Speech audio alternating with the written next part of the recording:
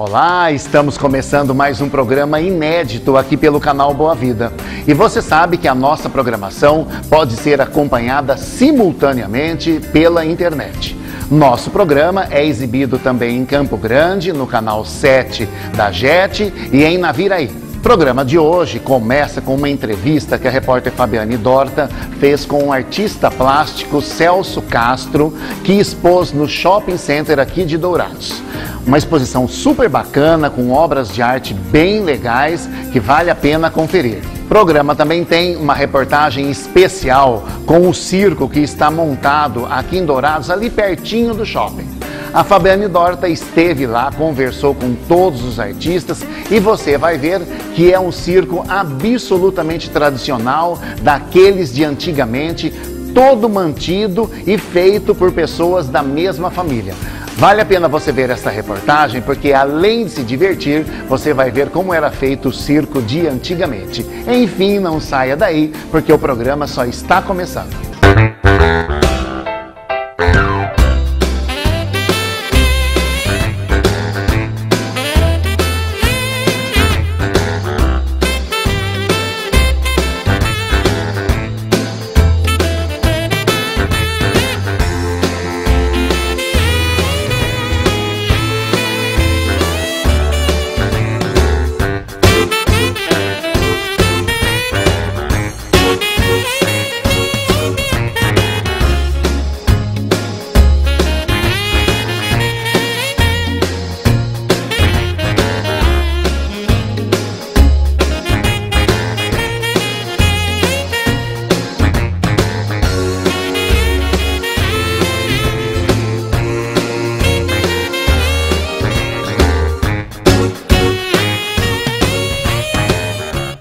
Deixe marcado em sua agenda, dia 15 de setembro, tem um super evento noturno em Dourados, daquele que os casais estão sempre esperando e desejando. Dia 15 de setembro, no Salão de Eventos da Unigran, uma noite para entrar no calendário oficial de Dourados.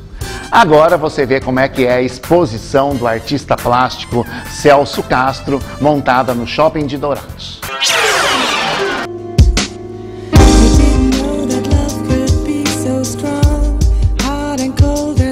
Me down, I wonder why. Through the dark it's your light I see.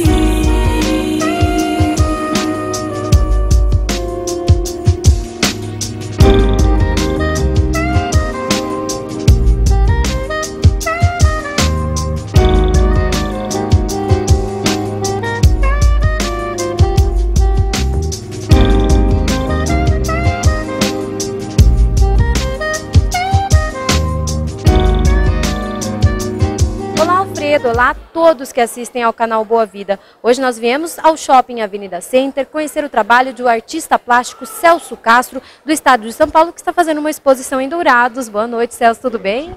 Tudo bem, graças a Deus. Boa noite a todos. É um maior prazer estar aqui mostrando a arte minha e da minha família. Conta pra gente, você é de São Paulo, nasceu em São Paulo? Eu nasci na cidade de São Paulo, mas fiquei lá até 1973. Depois eu mudei para a cidade de São Carlos e estou lá até hoje. Então hoje eu sou mais são carlense do que paulistano. Onde surgiu a oportunidade de você vir aqui para Dourados e o que você está achando da cidade? Veja só, eu venho tentando vir aqui para Dourados já faz uns 4 ou 5 anos. Mas conseguir um espaço no shopping não é uma coisa muito simples. E somente consegui encaixar com o João Paulo aqui do shopping dessa vez. E você gosta de expor em shoppings ou você prefere outros espaços? E por quê? Eu prefiro hoje expor em shoppings, embora já tenha exposto em centros culturais, porque o público não está nesses centros culturais, ele está hoje no shopping. E qual é o diferencial aí dos shoppings? Quer dizer, é mais gente passando pelas obras, é uma forma de incentivar a arte? Sim, passa bastante gente. Para você ter uma ideia, nós tivemos uma visitação até agora em torno de 4.800 pessoas e a gente imagina que vai chegar até 8.000 pessoas. O que mostra que o brasileiro gosta muito de arte e ele só não frequenta outros ambientes porque ele não tem tempo e oportunidade. Uma vez que ele está aqui no shopping fazendo outras coisas, quando ele se depara com a exposição, ele para ver com certeza, e você vê no próprio olhar que existe uma interação entre a obra de arte e os espectadores. Há quanto tempo você já expõe seus trabalhos? Na realidade, eu estou expondo meus trabalhos há muitos anos, né, mais de 15 anos, e eu rodo o Brasil todo. Isto é, onde eu tenho oportunidade de expor, né? Às vezes a gente quer ir para um lugar e não consegue. Hoje em dia os espaços estão um pouco mais restritos para os artistas que querem mostrar os seus trabalhos ou não? Depende um pouquinho assim do lugar. Ocorre o seguinte, mesmo nos shoppings, antigamente existiam mais shoppings que abriam espaço para os artistas. Hoje a coisa já mudou um pouco. Apenas alguns shoppings é que abrem espaço para os artistas. Eles se tornaram assim mais comerciais, tal, então querem cobrar um valor muito alto. E como o artista vive da sua arte, ele não tem condição de pagar aqueles valores e expor as suas obras. Bom, e você tem uma história bastante interessante até que com a arte, assim, bem do berço. Conta pra gente um pouco da sua história. Quando você começou a pintar? Na verdade, a arte ela entrou na minha história, na minha vida, de uma maneira muito natural. O que ocorreu foi o seguinte, por causa da Segunda Guerra Mundial, né, a Itália estava completamente destruída, e meus tios italianos trabalhavam com arte na Itália, que é uma família que vem trabalhando com arte há mais de 200 anos. Eles não tinham espaço para trabalhar com os seus quadros lá. Então eles acabaram vindo para o Brasil e montaram na cidade de São Paulo, no bairro do Brás, um ateliê na frente da casa da minha avó. Eu era um menininho de 8 anos de idade, morava nos fundos, ia lá para frente, via eles pintando aqueles quadros e eu ficava alucinado. E na realidade eles não tinham nada perto do que nós temos hoje em termos de material. Eles pintavam com 3 cores primárias, o vermelho, o amarelo, o azul e o branco. Eles compravam os pigmentos no centro da cidade de São Paulo e eles mesmos faziam suas tintas. Tá? E com aquelas 3 cores primárias e o branco, eles faziam quadros maravilhosos. Então ali começou a minha iniciação na pintura. Você ficou só aqui no Brasil, só com esses pintores, ou você buscou também outras referências? Depois eu tive a oportunidade de frequentar muitos ateliês aqui no Brasil, de grandes pintores, e depois eu fui para a Europa e fiquei 2 anos lá, onde eu fiz cursos de pintura e aprendi muito com os pintores de rua da Europa. Então hoje eu diria que a minha pintura ela é híbrida, é uma mistura de tudo que eu aprendi no Brasil com o que eu aprendi na Europa. E você sempre foi pintor ou você já teve outra profissão? Bom, aí foi um desvio que tive na minha vida. Quando eu tinha uns 15, 16 anos, que disse para meu pai e minha mãe que queria ser artista, eles não concordaram, porque achavam que ia ser uma vida muito difícil para mim, né? E meu pai, ex-militar, ele falou para mim e para os meus irmãos, vocês podem fazer o que vocês quiserem, desde que seja o direito, a engenharia ou medicina, né? Bastante opção, claro. Bom, como eu era bom em matemática e física também, eu acabei, logicamente, usando o desenho que eu aprendi na pintura, indo para a engenharia. Tá? Minha irmã, por influência minha, foi para a engenharia mais nova e meu irmão é um cirurgião plástico famoso lá em Campinas. Né? Aí o que ocorreu foi o seguinte, é que a minha carreira de engenharia, nos anos 70 como estudante, o curso de engenharia é um curso muito pesado, né? Então eu tinha que estudar dia e noite, né? Eu fiz na USP, Universidade de São Paulo. E era muito pesado, muito difícil. Então o que ocorreu? Ocorreu que eu pintei muito pouco, né? E quando fui trabalhar com engenheiro, a minha carreira foi curta. Foi de 1979 até 1985. Trabalhei nas grandes barragens, aí, Porto Primavera, Tucuruí, Itaipu, né? Como calculista de barragens. Os grandes projetos terminaram, nós perdemos os nossos empregos e o que acabou me salvando foi exatamente o que meu pai não queria para mim, a pintura, né? Teve que aceitar, então, depois. Teve que aceitar. Hoje ele expõe os quadros em casa, assim, de você, dos seus irmãos? Infelizmente, meu pai já é falecido, né? Morreu em 1989, minha mãe é viva ainda. Mas ela tem quadros meus e tem o maior orgulho, ela conta para todo mundo, meu filho é pintor famoso. Tá certo, mãe é bem coruja mesmo, né? E sabe, prestigiar o trabalho, porque o trabalho é realmente belíssimo. Mas aqui na exposição você não tem só trabalho seu, tem dos seus familiares também, né? Na verdade, esses meus tios influenciaram muitas pessoas na minha família. Uma parte foi para o canto e uma parte foi para as artes plásticas, tá? Então, uma parte para a música e uma parte para as artes plásticas. Aqui eu tenho quadros dos meus primos e das minhas primas. Então o que ocorre é o seguinte, Para eu fazer uma exposição interessante, eu tenho que ter diversos temas e diversos estilos. Então eu pego, quando eu faço a minha uma exposição, eu pego alguns quadros meus e alguns quadros deles, para agradar todos os gostos. E como que você arrecada assim, esses quadros? Você vai de ateliê em ateliê, já conversa, você já tem um esquema montado para levar para vários lugares do Brasil? Eu tenho. Eu vou nos ateliês e eu mesmo olho e falo, olha, eu quero aquele. E eu boto o olho e falo, fica a meu critério. Dá para você, quer que eu leve esses, eu levo tal, e aí eu exponho. Viu, Celso? A gente vai andar um pouquinho aqui pela exposição, que ele vai contar pra gente um pouco das obras dele, as inspirações e também dos familiares, né, dos tios que estão expondo aqui. Vamos lá? I never loved nobody fully. Always one foot on the ground. And by protecting my heart truly, I got lost in the sounds I hear in my mind. All of these voices I hear in my mind. All of these words I hear in my mind. All of this music, and it breaks my heart. And it breaks my heart. And it breaks my heart.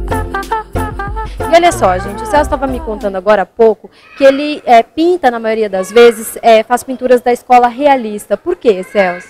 Veja só, eu gosto de pintar o realismo porque é um estilo que as pessoas se afinam mais. Todo mundo quer ter uma pintura realista na sua casa porque é como se ela estivesse vendo o real. Então, o que acontece? As sensações que ela teria vendo aquele cenário na paisagem real são as mesmas sensações que ele tem vendo o quadro. Isso já é provado cientificamente, tá? Existem pesquisas, contando de uma pesquisa, né, também que comprovou isso, né, que expôs as pessoas a esses quadros. Exatamente. Esse assunto era bastante debatido no mundo todo e os japoneses resolveram a questão cientificamente. Eles pegaram algumas pessoas e colocaram eletrodos na cabeça das pessoas e levavam essas pessoas para ver uma paisagem real e depois pegavam essas mesmas pessoas e colocaram um quadro na frente delas e viram que as correntes elétricas, tanto no hemisfério esquerdo quanto no hemisfério direito do cérebro, eram exatamente as mesmas. Então o benefício de uma pessoa estar olhando um quadro ou estar olhando uma paisagem real, para a saúde é o mesmo.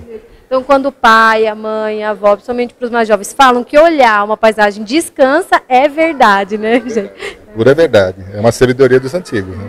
E de onde vêm as inspirações para as paisagens? Essas paisagens existem mesmo? Elas foram criadas? De onde vêm as referências? Na verdade, esses quadros são autênticos e as paisagens não existem. Elas são ficções. Mas o que eu faço? Simplesmente eu crio uma topografia e coloco o tipo de vegetação que nós temos aqui no Brasil e o estilo de vida do brasileiro. Então, elas são criadas, mas para se criar isso, tem que se ter uma harmonia. Então, são duas perspectivas. Uma feita com o desenho, né, que é o que está longe é pequeno, o que está próximo é tamanho natural. Mas só essa não é suficiente. Tem que ter uma segunda perspectiva que é com a cor. O que está longe vai para a coloração da atmosfera que você está naquele momento. E o que está mais perto vai criando cores mais vivas. Isso cria essa perspectiva chamada perspectiva aérea, que é um 3D, como se a pessoa estivesse entrando na paisagem. Então isso aqui se torna um portal. A pessoa com um quadro desse na parede é como se ela estivesse olhando por um portal e que ela pudesse entrar lá. Foi difícil, assim, aprender? Você sempre teve facilidade para pintar as paisagens? Veja só, o artista, você não aprende arte, você nasce artista. Quando era menininho, estava lá no pré-primário, tocava o sinal, toda a molecada saía correndo para o recreio. E eu continuava fazendo o desenho que a professora mandou fazer. Por quê? Porque eu já tinha uma tendência para ser artista. O resto foi tudo aprendizado de técnicas. Você chegou a ter aulas na escola, assim, de pintura?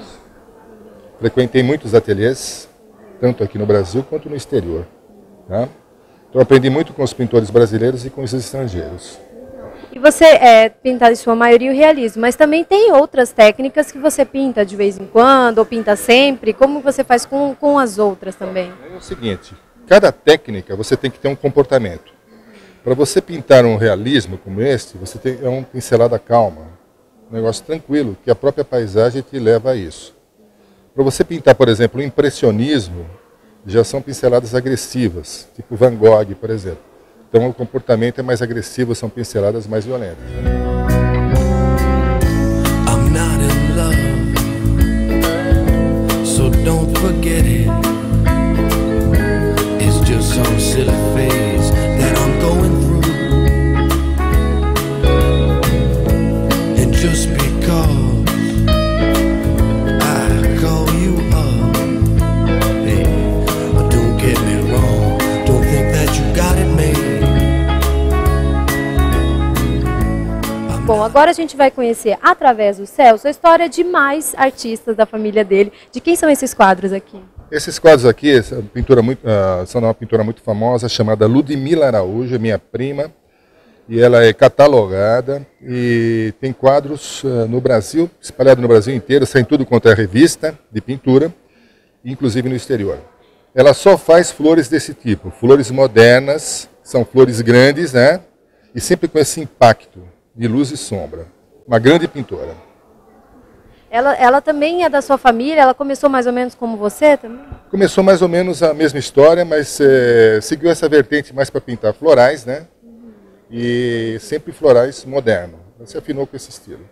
E esse aqui que a gente está vendo agora? Esse aqui já é do meu outro primo, né? Tá? E é o Carvalho de Castro, onde ele usa a espátula para fazer o impressionismo. Tá? Lá na frente nós vamos ver o impressionismo com o pincel, tá? Que é o impressionismo puro. Esse aqui é o impressionismo feito na espátula. Muito bonito também, muito colorido. São quadros que de uma plasticidade muito grande, né? E é mais difícil você pintar com espátula ou com pincel? Não tem diferença? São só as técnicas mesmo? Quando você pega uma espátula na mão e começa a pintar, e você está acostumado no pincel, a impressão que dá é que você não vai conseguir nunca. Mas depois que você pega um jeito, o cacuete de pintar na espátula, às vezes até você larga o pincel e continua só na espátula, entendeu? É gostoso pintar na espátula também, então, depois que aprende. É muito gostoso porque o quadro sai mais rápido também. Você já passa e cobre a tela toda com tinta. Rapidinho. As camadas são mais grossas, né? Bom, e esse que a gente vai ver aqui agora é o cubista. Quais são as características do cubismo? Bom, o cubismo começou com o Picasso, né? Ele, no começo do século passado, 1905, ele fez um quadro diferente dos outros. E esse quadro chama-se, né, tá até hoje lá, Demoiselle de Avignon. E essa escola cubista foi seguida por muitos pintores, né, espalhados pelo mundo, e até hoje. Esse aqui é do Souza Branco, tá? E o Souza Branco, ele faz o estilo cubista, exatamente isso. Ó. Aparecem essas facetas aqui, né? Onde o Picasso, na realidade, ele queria fazer com que a pintura fosse como uma peça tridimensional, uma escultura. Então ele queria pegar todas as nuances de uma peça real e colocar numa pintura. Então é como se abrisse a pintura em 4 faces.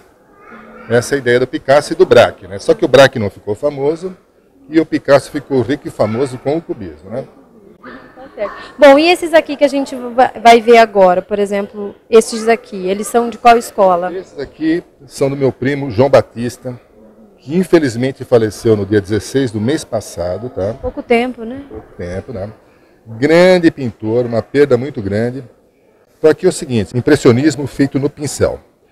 O impressionismo não tem conserto, não existe passar o pincel 2 vezes no mesmo local. É o que impressionistas falavam, alla prima. A primeira é a que vale. Então, o pincel é só um instrumento para pegar a tinta na paleta e colocar no quadro. E sempre colocar o tom e o tom complementar, que é o tom contrário do lado. Isso dá essa vibração que você vê no quadro. Tá? Para você ver notar se um quadro tem essas características impressionistas, é muito fácil. Quando você chega perto, é como se fosse uma abstração. Um monte de pinceladas agressivas. À medida que você se afasta, ele entra em foco e forma a cena. Essa é a característica principal do impressionismo. Que bacana. E é difícil a gente imaginar que é só uma pincelada por vez, mas se a segunda já não pode, né? No mesmo lugar, não. Não existe isso. Não dá esse efeito Não bonito. dá essa vibração, esse efeito do impressionismo. Aqui a gente tem imagens, estava me comentando que é de Paris, é esse o... Esses locais aqui existem até hoje, porque as cidades europeias têm um conceito cultural muito grande. Você não consegue modificar nada do que tem na arquitetura. Sendo que aqui é o Café de la Paix. Hoje, se você for lá, está do mesmo jeito. A arquitetura, o que você vai encontrar são os carros de 2012, aqui, Citroën, BMW e tal. Essa imagem aqui é de uma época chamada Belle Époque, que era quando Paris era o centro da atração mundial, vamos dizer assim. A capital mais intelectualizada e mais chique do mundo era Paris. Hoje divide com outras capitais, principalmente Nova York. Mas ainda continua chique. Então, o que ocorre? 1895, final do século XIX, está sendo retratado aqui. Isso que você está vendo puxado a cavalos era um ônibus da época, tá? E esses bulevares aqui, esses bares continuam até hoje. E assim, hoje me surgiu uma dúvida. Por exemplo, com o acesso à internet que a gente tem mais expansivo, é fácil encontrar, por exemplo, referências para as pinturas, para quem faz pinturas como essa, que retrata uma época que a gente já não viveu, ou tem que buscar referência para ter um lado mais próximo em outros locais, assim? Não, pela internet você consegue ver muita coisa, tá? Mas especificamente sobre esses assuntos aqui, não é tanto assim, não tem muita coisa não. Tá? A inspiração vem de Você onde? consegue encontrar os quadros daqueles pintores antigos, como Monet, Renoir, Sisley, né? Berta Morisot e o próprio Van Gogh, que já estava na passagem do final do impressionismo, que seria o pós-impressionista. Ele começou a fazer umas pinceladas muito grandes, porque ele era meio malucado, então ele aumentou a pincelada. Porque na realidade é o seguinte, o impressionismo ele se dividiu em duas vertentes. Ele continuou impressionismo e teve um pessoal, Sirá, Signac, que começaram a pintar com pincelada menor ainda, que foi para o pontilhismo. E no final do impressionismo, o Van Gogh começou a fazer pinceladas muito maiores, tá, por causa daquele jeito dele de pintar, e ele é considerado pós-impressionista. E muito importante, porque eles foram a abertura para as escolas modernas que vieram depois. Então tudo que a gente vê hoje aí tem um embasamento, claro, dos grandes Tem uma artistas. história do porquê. Então, o pintor, você fala do Van Gogh. Por exemplo, o Van Gogh teve uma vida muito sofrida. Ele pintou mais de 18 mil quadros, e ele pintava muito rápido. Tinha um irmão que trabalhava numa das principais galerias da cidade, Paris, e não conseguia vender os seus quadros. Simplesmente porque o pessoal não entendeu a obra dele. Ele estava no momento errado, na hora errada, você está entendendo? Ele estava à frente da sua época. Os quadros dele só começaram a pegar valor depois da Segunda Guerra Mundial, que os nazistas tinham tomado dos judeus esses quadros, né? E esses quadros foram para leilão depois da Segunda Guerra Mundial, mas você comprava um Van Gogh por 15 mil dólares, que hoje custa 100 milhões de dólares. Né? É bastante. Os quadros que nós temos lá no Museu de Arte Moderna do Van Gogh foram comprados por 15, 16 mil dólares na Europa. Né? O diretor do museu, né, junto com algumas personalidades da época, né, foram lá na Europa, depois da Segunda Guerra, em 1948, e compraram aqueles Van Goghs que nós temos lá. Pagaram 15, 16 mil dólares. Hoje, se for comprar um quadro daqueles, falam em 100 milhões de dólares. Né? Então não tem preço, né? Não tem mesmo. Então tá bom. Celso, obrigada, viu, por essa aula de arte aí para os nossos telespectadores, Canal Boa Vida. Parabéns pelo seu trabalho. Cada vez sucesso você já tem, né? Cada vez mais sucesso aí para você e para sua família também. Obrigado, muito obrigado. The desert